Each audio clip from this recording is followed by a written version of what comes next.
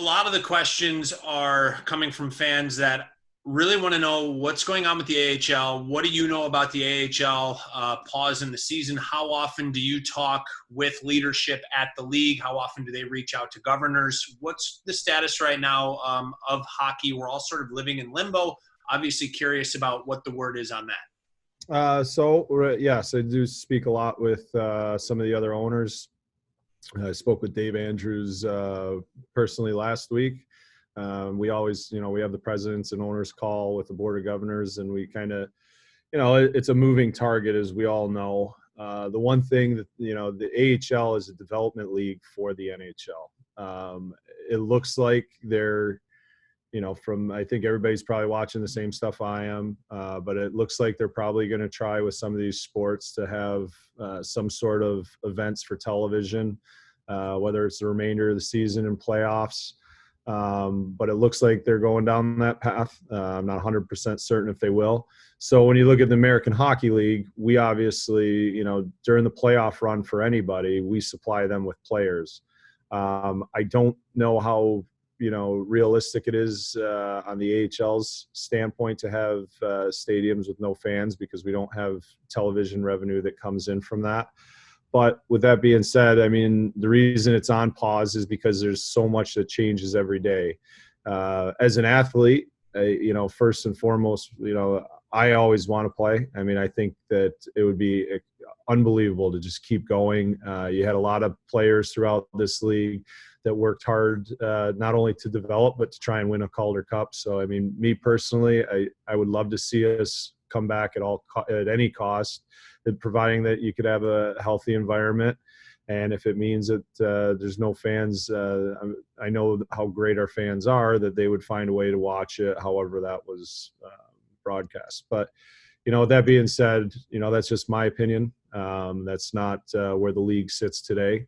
We get a lot of guidance from the NHL, as everybody knows. So it's still in pause, and I would really hope that we can turn the corner here and get a little safer and see if we can't, salvage something. But if we don't, safety is always first. As we're talking about hockey, I have a couple follow-ups on that. Number one, the season is on pause. It's strange. It's weird, but we saw some unbelievable individual accomplishments from the Comets this year. Do you think Reid Boucher would have been the league's MVP or still is the league's MVP right now? What did you see from him this year? I think he is, personally, and I don't even think that's biased. I mean, you look at what that kid plays through.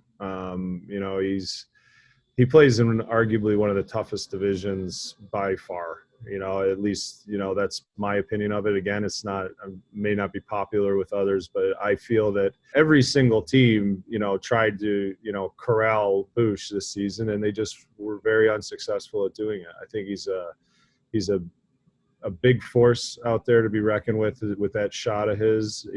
He's always in a position to shoot. He's been a terrific leader all year this year. I have nothing but admiration and a lot of respect for him.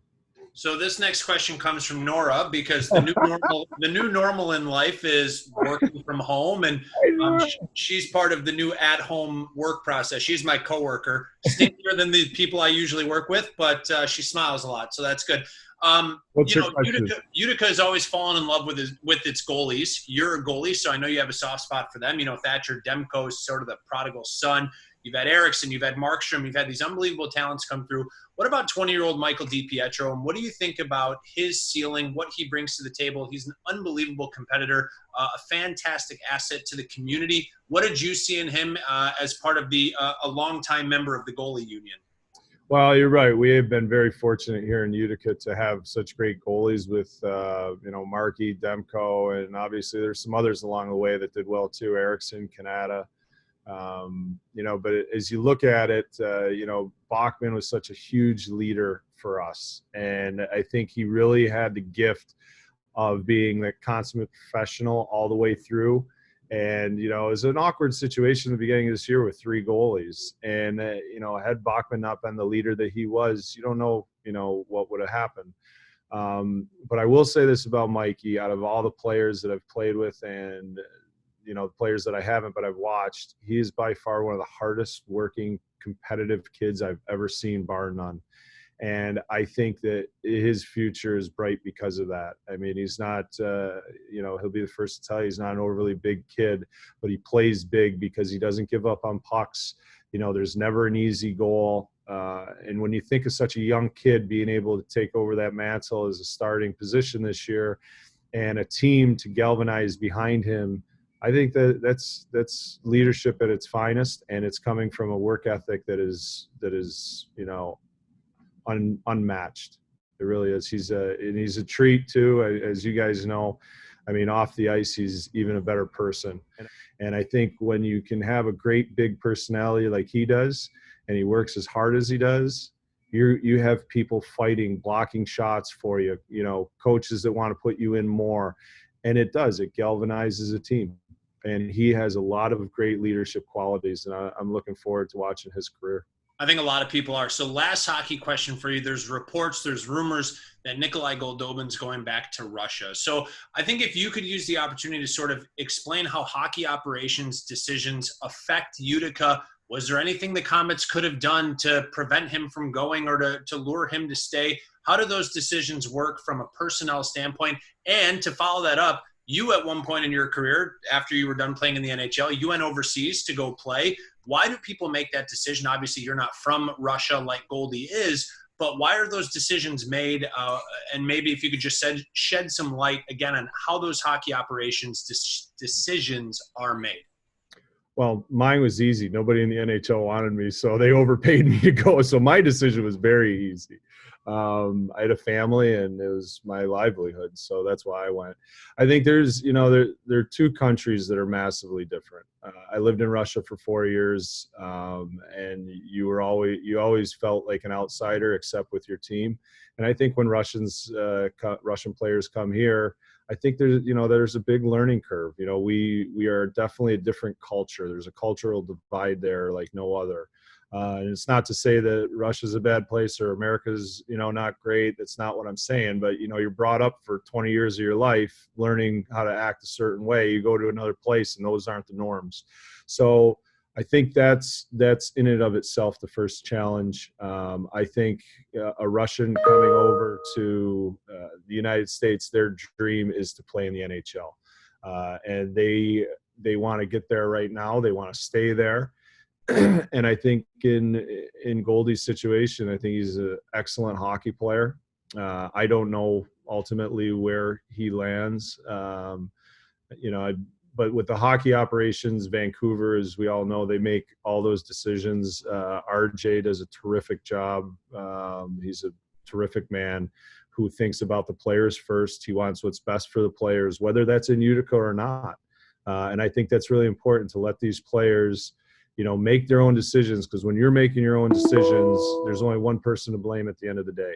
And I think that's what's so great about how Vancouver operates. But when these decisions are made, it does impact, what we have here. Obviously, as we all know, Goldie's a big part of the team down here in Utica. With that said, there's always somebody else that's been developing and trying to get to that position as well. So there'll be more ice time for others. Oh, is that Nora? She has a question that's coming in next. We're actually getting ready to look on our social media pages highlighting the Calder Cup run because it's the 5-year anniversary of that. What are some of your memories that stick out from that run 5 years ago? I've been sort of jumping through the rabbit hole of highlights so we can extract stuff to put on our social pages. And some of that is fantastic. You look at the names, you look at it, Young Banks and stuff like that. And the net mining situation and, the series against Oklahoma City against Richard Bachman, who you mentioned earlier. What are some of your favorite memories from that Calder Cup run, which is now all of a sudden 5 years behind? There's a lot of great memories. The thing that I really liked the most was we did the whiteout, and the first time I had seen it, I was playing in Phoenix, and it came from Winnipeg down to Phoenix, and I just remember the whole crowd in Arizona, and it was nuts. I remember like everybody in the streets had white on. So when we came out with that whiteout idea, I think it picked up momentum.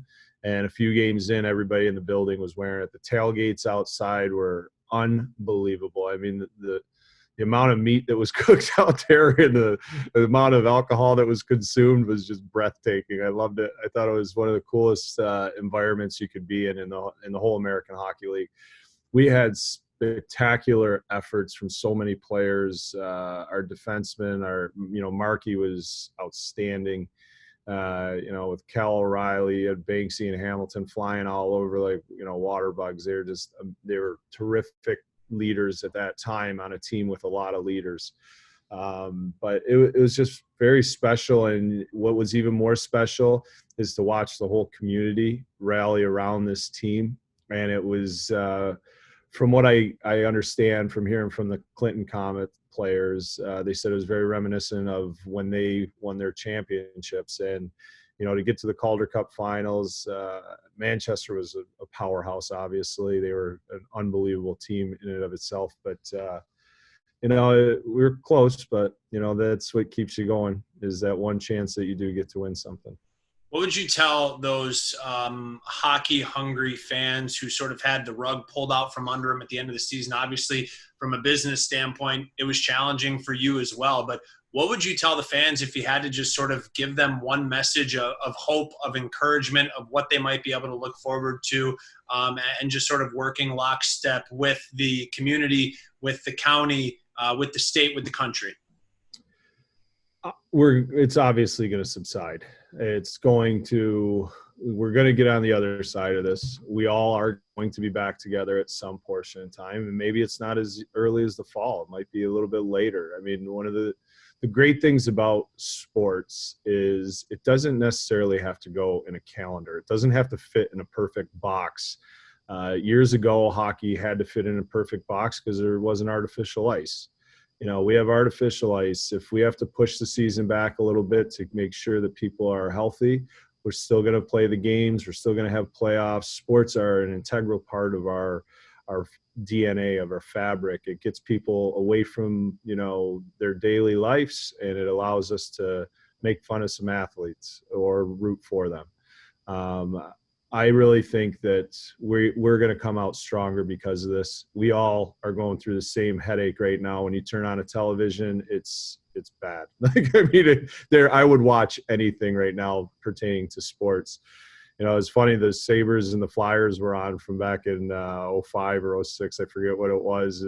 Somebody was texting me, and I was like, I didn't like going through that experience the first time. I'd rather not have to see it again because we got shelled by Danny Briere and Drury. But anyways, I mean, we need live sports. I really hope I do hope all the sporting leagues figure out a way, whether it's baseball, basketball, or hockey, to be able to go without the fans for the time being, and finish some of this off and let us allow to root on our teams and root on the athletes that we've been following.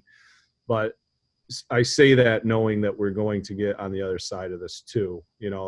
As an athlete, I can't imagine having to play in an empty building. I couldn't even imagine what that's like. I mean, especially someplace like Utica where there's so many fans here. There's so many people that are so passionate about seeing live sports, live attended sports. But I do think that, knowing that there will be a brighter day down the road, I think it's great to try and figure out how we can safely get these players on television so we can root for them.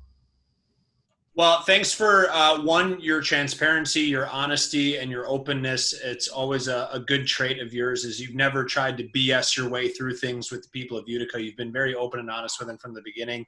And two, thanks for letting my co-host join as we all sort of get used to and adjust to what is the new normal. That's Comets President Robert Esche. We hope to be hearing from you sooner rather than later.